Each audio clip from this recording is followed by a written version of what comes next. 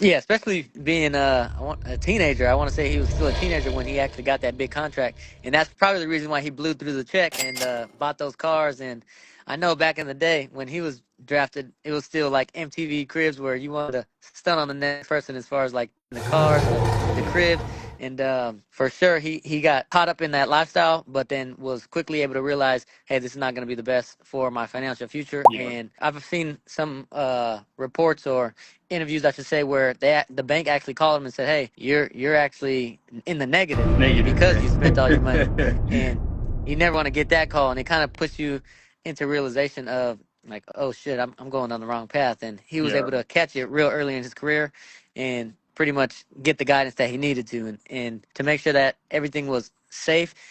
I feel like he went from blowing all that cash to, okay, let me just make sure I'm moving in the right direction. Even if it's small Yeah. amounts, let's not hit a home run every time. Let's just get the base hits, and it's been working out for him. So, and Yeah. that's what I put in the chat as far as there's phases to the wealth game. And a lot of us, we don't start with a lot of capital. So we're in the accumulation phase, meaning the money that we get, we're trying to accumulate as much as we can. And pretty much you're on your way up the mountain, if you will.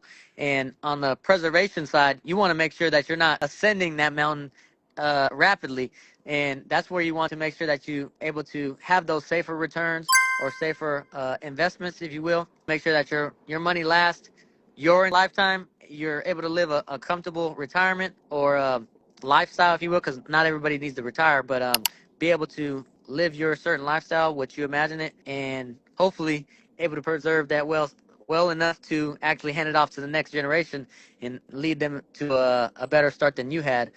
And that pretty much goes hand in hand with the accumulation. These are going to be your Bitcoin or the stocks, and they give you tremendous upside, but also, like you said, those could come crashing down at any given moment.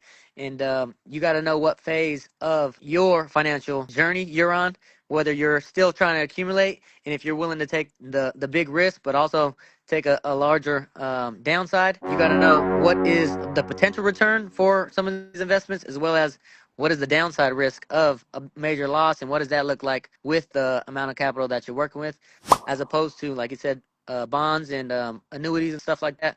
These are going to be, I don't want to say boring, but those are going to be more your safe things where you don't really have to worry about it. It's going to be on the back burner, and you already know what to predictably assume you're going to receive. Yeah.